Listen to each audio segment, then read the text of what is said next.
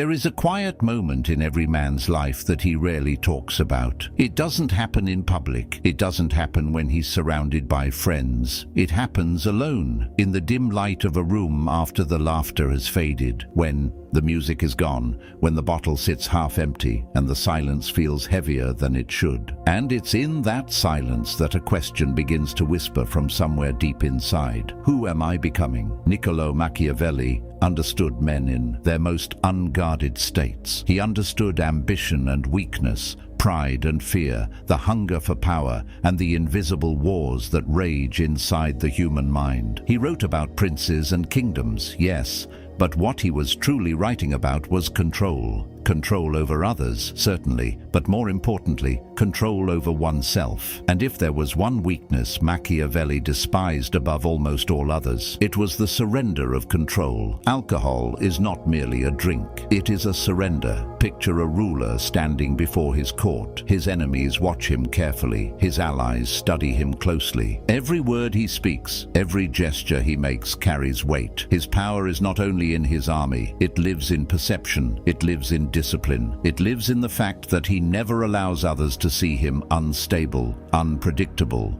or exposed. Now imagine that same ruler intoxicated. His speech begins to slur. His temper rises, his judgment falters, secrets slip through careless laughter. And in that moment, the throne beneath him begins to crack, not because an army invaded, but because he weakened it with his own hand. Machiavelli warned that a leader must appear measured, composed, deliberate at all times. He must never allow others to read his vulnerabilities. Alcohol does the opposite. It strips away the mask. It loosens the tongue. It reveals impulses that were meant to stay hidden. It turns strategy into reaction. And in a world governed by perception and calculation, reaction is a luxury you simply cannot afford. But this isn't just about kings and princes. It's about you. You may not rule a kingdom, but you rule something far more fragile. Your future, your reputation, your mind, your self-respect. These are territories that don't collapse dramatically. They don't shatter overnight. They erode slowly, quietly, one careless decision at a time. Alcohol is deceptive because it disguises weakness as confidence. The first sip feels warm. The second feels liberating. By the third, the world seems lighter. Conversations flow more easily. Fear feels distant. And for a brief, shimmering moment, you feel powerful. Bold enough to say what you normally hold back. Brave enough to do what you usually hesitate to attempt. But that confidence is borrowed. And borrowed power always demands repayment, with interest. Machiavelli understood that true power is never loud. It is not chaotic. It is not reckless. It is cold, patient, and controlled. A man who cannot master himself cannot master anything else.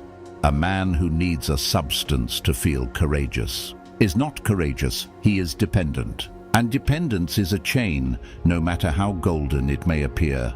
There is something deeply tragic about an intelligent man who dulls his own edge. A sharp mind is a weapon. It is your strategy room. It is your fortress. Every time alcohol clouds that clarity, even temporarily, you weaken your most valuable asset. You become slower, less perceptive, less calculated. You say things you cannot take back.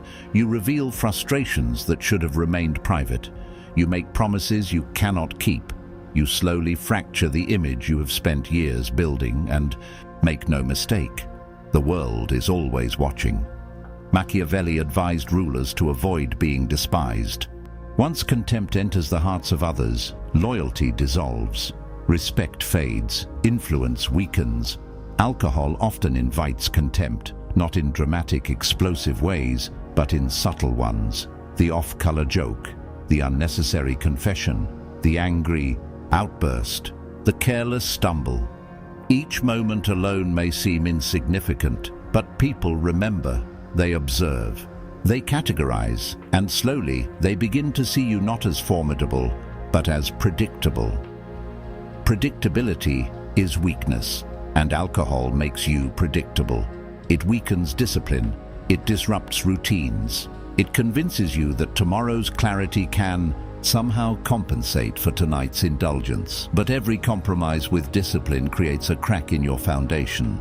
A man who trains hard all week but poisons himself on weekends sends his mind a dangerous message. Pleasure outranks purpose, and once purpose is outranked too often, it begins to disappear. Think about how alcohol alters perception. It narrows focus. It exaggerates emotions. It magnifies anger, sadness, desire, arrogance. It shrinks long-term vision into short-term sensation. Machiavelli believed in thinking 10 moves ahead, in anticipating consequences before they ever unfold. Alcohol compresses your horizon into the present moment. It convinces you that right now is all that matters. But men who live only for the moment rarely build anything that lasts.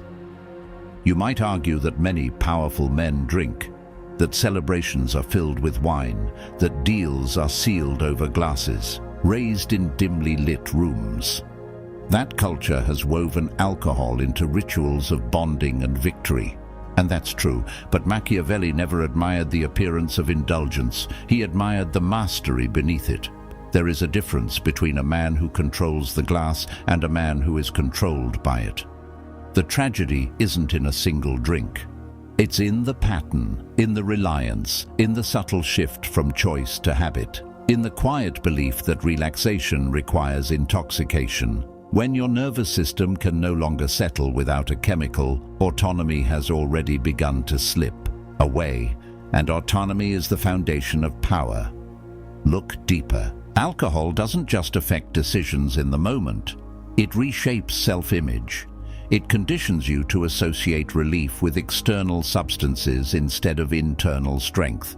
It trains you to escape discomfort rather than confront it.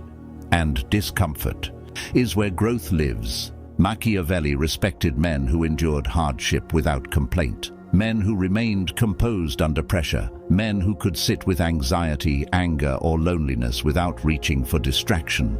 Because the ability to endure discomfort without collapsing is what separates rulers from followers. Alcohol is a temporary anesthetic. It numbs the sting of failure. It softens rejection. It quiets insecurity. But it solves nothing. It delays everything. And what is delayed does not disappear.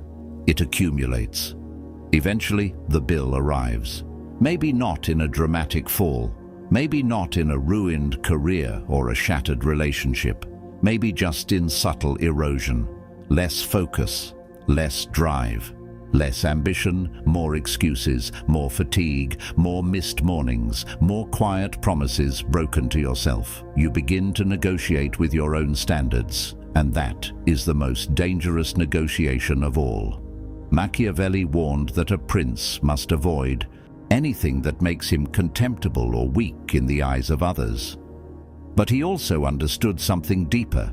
The first person whose respect you must never lose is yourself.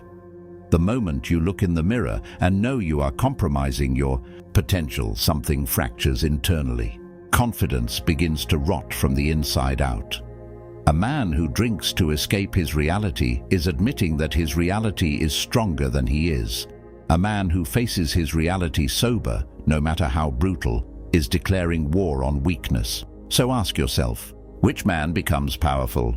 Culture will tell you that alcohol is harmless pleasure, that moderation is normal, that it's simply part of social life. And for many, it may never escalate into visible disaster. But Machiavelli's philosophy was never about average outcomes. It was about maximizing advantage, eliminating unnecessary risk, refusing to introduce variables that weaken your position. Alcohol is an unnecessary variable. It offers no strategic advantage. It sharpens no skill. It deepens no discipline. It strengthens no will. At best, it provides temporary sensation. At worst, it exposes your vulnerabilities to the world. Imagine your life as a campaign. Every habit is either a soldier or a saboteur. Some habits march beside you, strengthening resilience, sharpening focus, elevating status. Others quietly, undermine you from within. Alcohol often disguises itself as a soldier, a companion in celebration, a comfort in stress, but when the real battle intensifies, it disappears. Discipline, however, remains. There is a reason elite warriors, strategic thinkers, and high-level performers often abstain or limit themselves severely. Not because they are moralists, not because they reject pleasure, but because they understand that clarity is currency and they refuse to spend it cheaply. The man who can sit in a room where others drink and remain composed, alert, completely unclouded, that man radiates quiet dominance. He is watching, observing, learning. While others loosen their guard, he tightens his. While others reveal themselves, he remains unreadable. And in the world Machiavelli described, the unreadable man is the most dangerous man in the room. This isn't about moral purity. It's about leverage. It's about asking yourself whether temporary comfort is worth the long-term erosion of sharpness.